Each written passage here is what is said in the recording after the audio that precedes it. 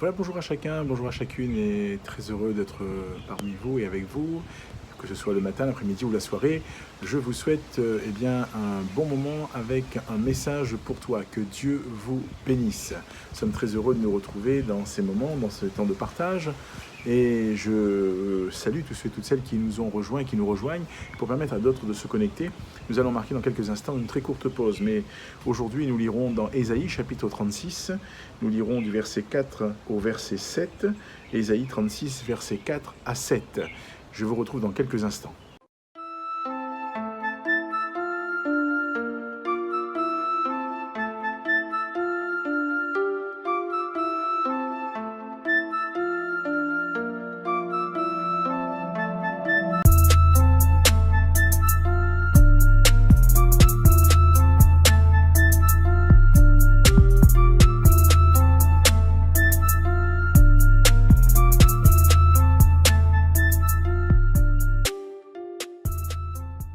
Nous poursuivons notre partage et je salue maintenant tous ceux et toutes celles qui nous ont rejoints. Que Dieu vous bénisse, soyez les bienvenus, que Dieu vous garde, que ce soit le matin, l'après-midi ou la soirée, peu importe, nous sommes très heureux de nous retrouver ensemble et nous vous saluons.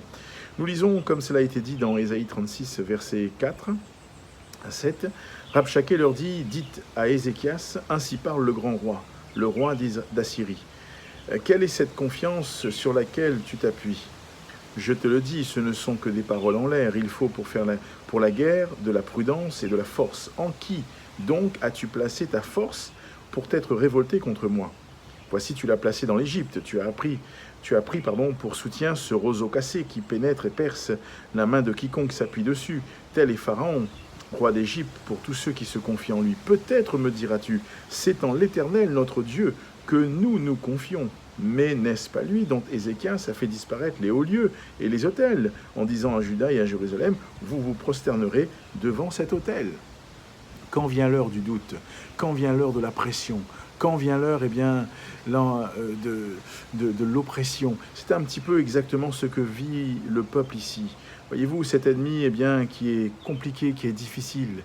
Rabshakeh, là encore, il est le porte-parole de ce qui va se passer.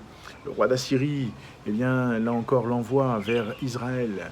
Et nous voyons ici le serviteur de Dieu, Ézéchias, qui fait face, là encore, à cet homme. Mais la Bible dit que Rabshakeh dira à Ézéchias, ainsi parle le grand roi, le roi d'Assyrie. Quelle est cette confiance sur laquelle tu t'appuies ?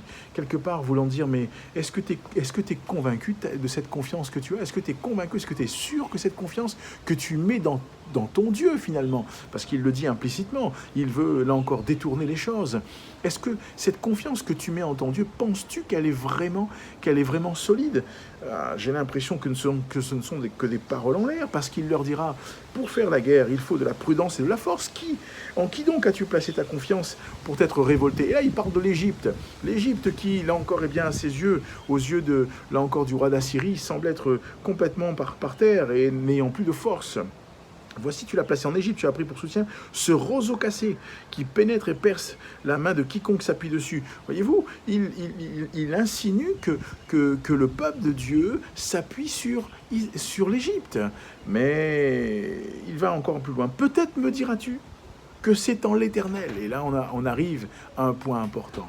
Peut-être me diras-tu que c'est en l'Éternel, notre Dieu, que nous nous confions. C'est exactement le point sur lequel il veut semer de l'agitation, de la confusion. Et peut-être que pour toi, tu vis exactement cela. On est en train de semer de l'agitation et de la confusion dans la foi que tu es en train de nourrir en la personne de ton Dieu. On est en train de vouloir te déstabiliser en te donnant tellement de paroles qui semblent être contraires. Mais j'aimerais t'encourager, ami, qui que tu sois, où que tu sois, garde tes regards fixés sur celui dont tu as fait le choix de croire, celui que la Bible appelle Jésus-Christ. Garde tes regards sur Jésus, laisse-le encore te conduire, laisse-le te diriger, laisse-le te montrer encore ce qu'il faut pour ta vie.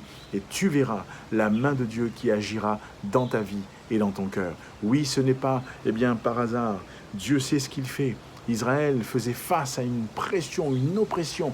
Israël faisait face à un temps, un moment de doute, un moment de remise en cause. Mais ils vont devoir affronter cela avec beaucoup de courage, mais aussi avec une totale confiance en Dieu. Et nous le verrons dans les jours qui viennent, c'est exactement ce qu'ils feront. C'est exactement ce qu'ils vont faire. Et qui gagnera? Tu le verras.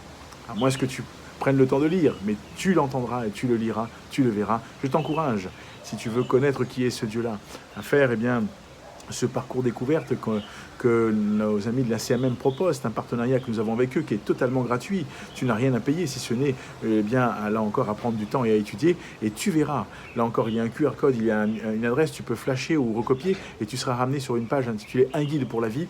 Et que le Seigneur te bénisse, que Dieu t'encourage, que Dieu permette à ce que ton cœur, ton âme soit encouragée, éveillée, et qu'elle reprenne courage malgré, là encore, les nuages qui semblent l'entourer.